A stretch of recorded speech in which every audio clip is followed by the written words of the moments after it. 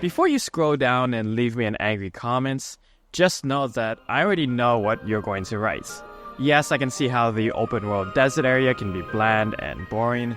The dialogue can be rough at times, there's no getting around that. But if I may, I'd like to provide a different outlook. Oftentimes our favorite games aren't perfect. In fact, our favorite games become that way because even though they have flaws, we choose to overlook them because what they do well overshadows what isn't perfect. Talk to any fan of Final Fantasy VII, Elden Ring, or Resident Evil 4, and they'll immediately point out all the problems with those games and what they would change. I will even acknowledge that my favorite game of all time, Halo 3, has some glaring flaws. It's not that we ignore these issues, but it's a matter of enjoying what it is the game does best. I'm not going to say Metroid Prime 4 Beyond is perfect, or that the disappointed fans don't have a right to be. I get it. But for those like me who accept the game for what it is, and are willing to let go of some preconceived notions from the past, I believe fans and newcomers will be able to enjoy a unique Metroid experience that's moving, heartfelt, and surprisingly human. Hi, my name is Jay, and welcome to Good Games Dude. If you're not familiar with what I was talking about earlier, don't worry about that. In fact, I welcome your viewpoint because a fresh, completely clean perspective on Metroid is probably what's needed here. While certain diehard fans will say that Metroid Prime 4 doesn't live up to the standards of the series' past, there are those like me who love what this game has to offer and the different direction it wants to take the series in. I think the best comparison I can make is that this is the Star Wars Episode 1, The Phantom Menace of the series. Much like how The Phantom Menace wasn't what people were expecting, and how the media reaction was hate and vitriol, so too is it with Metroid Prime 4. With an expanded cast of characters, a deeper focus on storytelling, and a larger open world, this game does take some big swings, to the annoyance of some. But I think that years down the line, Metroid Prime 4 Beyond will become a fan favorite. I think more and more individuals will come around to what it does differently and how it helps to push the game to a larger audience than ever before. Whether you've been a fan since the series' Super Nintendo heyday or just jumping into it for the first time, come along with me as I talk about why I love Metroid Prime 4, even with all its flaws.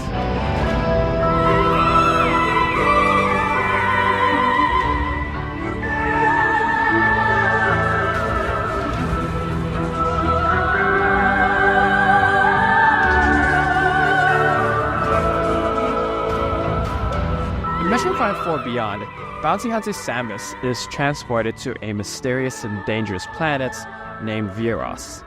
After a perilous encounter with arch-rival Sylux, Samus gets teleported to the planet where she must uncover the history of the past civilization that once lived there and use their technology to escape the planet.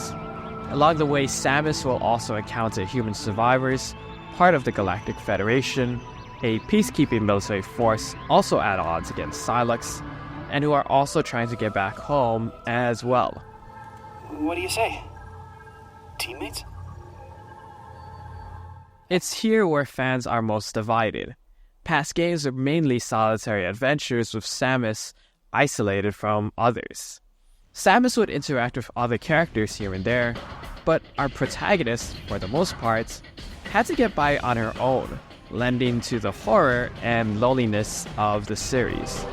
In this game, Samus is surrounded by an entire squad, and while the game is still primarily the player with their own thoughts, I'd say a good 15 to 20% of the time, Samus is interacting with one of the other squad members.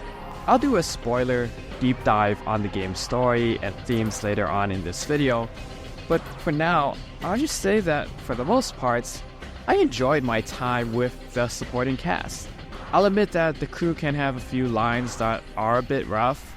Piece of cake. Red velvet cake. But if we're continuing with the comparison to The Phantom Menace, the characters never get to Jar Jar levels of grading. Even though I know some people who really like Jar Jar, you weirdos. The cast is cliched where you have your typical nerd, loner, big brawler and leader of the group. However, by the time I was nearing the end, I had become attached to the group because while they're not perfect, they're surprisingly endearing. Alright, look at that! We got power! Well, one door's still locked, the other one is malfunctioning. Hey, but it's progress! Okay, People's tolerance levels for quote-unquote annoying characters are all different, but I think that the human characters help make Samus, and us the player, more compassionate. The squad around her helps push Samus to become a richer and fully fleshed out character. Past games have had supporting characters help give Samus a voice, quite literally with Metroid Dread, but in Metroid Prime 4, the human characters mean that Samus isn't just fighting for herself, she's fighting for others and for people who depend on her. Samus has always been a solitary warrior, but there's something moving and inspiring about seeing this character offer a helping hand, sacrificing for others, and being willing to put others' lives above her own so that they could live on. And it results in a moving and surprisingly emotional finale that's left a lasting impression on me.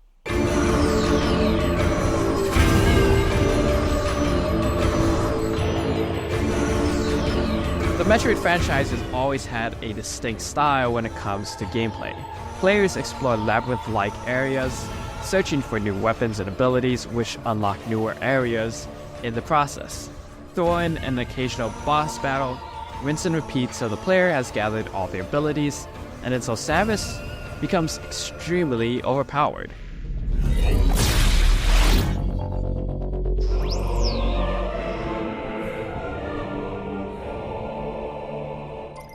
Not to mention the basic puzzle solving and platforming that have also become standard with the series. However, Metroid Prime 4 does make a big improvement, and it's in the game's combat. Typically, the focus for Metroid Prime has been on exploration and ambiance, but here, Prime's combat takes a big step forward thanks to an excellent variety of enemy types and weapons. There are a myriad of different ways players can take down these creatures, forcing the player to dodge and switch ammo. And the boss battles can be fairly challenging, having the player make use of precise aiming, utilizing the welcome addition of mouse or gyro controls. Lastly, I want to talk about the game's ending because the last few scenes of the game do a lot for its story. If you haven't beaten the game yet and don't want to be spoiled, feel free to skip to the portion of the video displayed on screen or in the description. As Samus and the squad gear up to go home, the player gets one last opportunity to talk to these characters and say goodbye to Viros. It's in this very moment that Sylux wakes up from a healing pod to stop them from leaving. It's revealed that Sylux, who was originally a soldier for the Galactic Federation, once tried to gain control of a powerful weapon from space pirates and disobeyed orders to do so. Whether he wanted the weapon for himself or use it to save others is unknown. Sylux's plan backfires against him as the space pirates' super weapon eviscerates his squad and Samus swoops in to destroy it. Feeling like his squad's death was for nothing, he targets Samus rather than blaming himself. Sylux is relentless in his pursuit to kill Samus. In an epic showdown, Sylux goes so far as to transport both of them to the edge of the universe to stop her. When the player overcomes Sylux and thinks they're safe to get on the teleporter to go home, Sylux reappears. Realizing there's no stopping him, Samus's companions hold him back and give up their opportunity to go home so that Samus can go on. This theme of accepting one's sacrifice so that others can move forward is one that's emphasized throughout the whole game. The new alien race featured, the Lemorn, are seen having gone through a great tragedy where they're turned into monsters and called Grievers.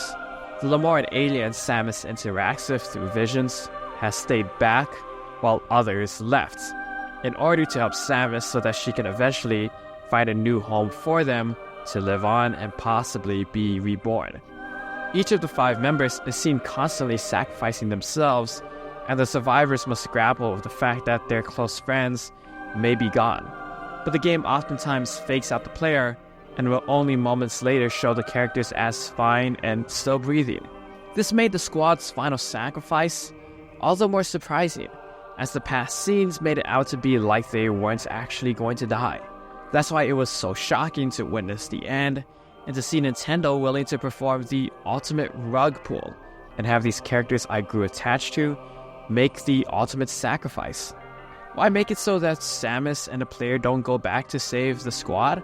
It's possible that this could be the story for a follow-up game, but I think it lends to the game's theme of grief and fighting for a greater cause, bigger than oneself.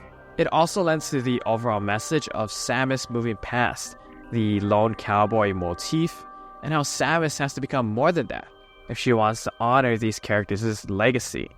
Where Sylux, a past Galactic Federation trooper, was inspired to become her sworn enemy, these Galactic Federation troopers, who became her friends, were inspired to sacrifice themselves for her so that she can go forward.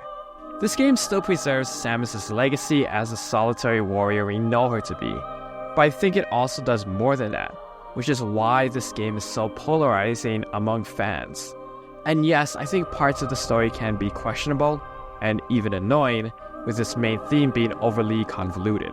But if and when this game does get a sequel, I can see how this game is just a setup, as Nintendo more than likely puts a bigger emphasis on Samus the hero. The Metroid series almost always seems to get the short end of the stick from Nintendo. But I think that Metroid Prime 4 Beyond represents a change from that, and it starts with Samus taking on a much larger role. I've seen this game compared to the Zelda franchise online, and I think that's actually an apt comparison. Because just like those games, Samus doesn't become a hero just by saving the world. She becomes a legend by how she helps others and those around her to grow.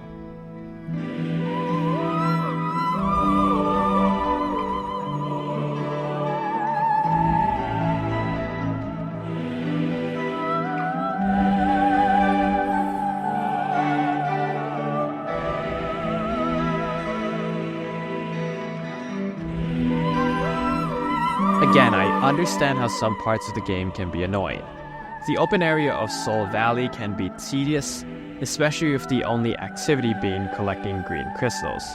Personally, I didn't mind that too much because that's the part of the game where the player experiences the greatest sense of isolation, and I didn't mind the more straightforward work of collecting items.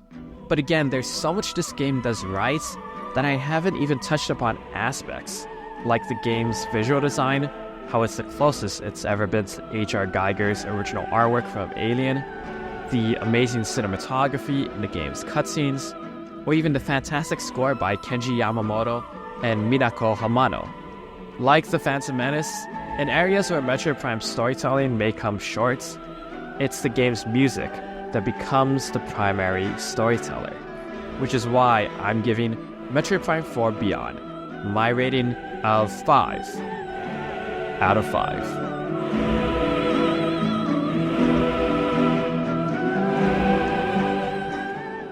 Thank you so much for watching. If you like this video, feel free to like and subscribe, as I'll be having my video on the best games of the year coming out soon. So check back for more on the best that video games have to offer.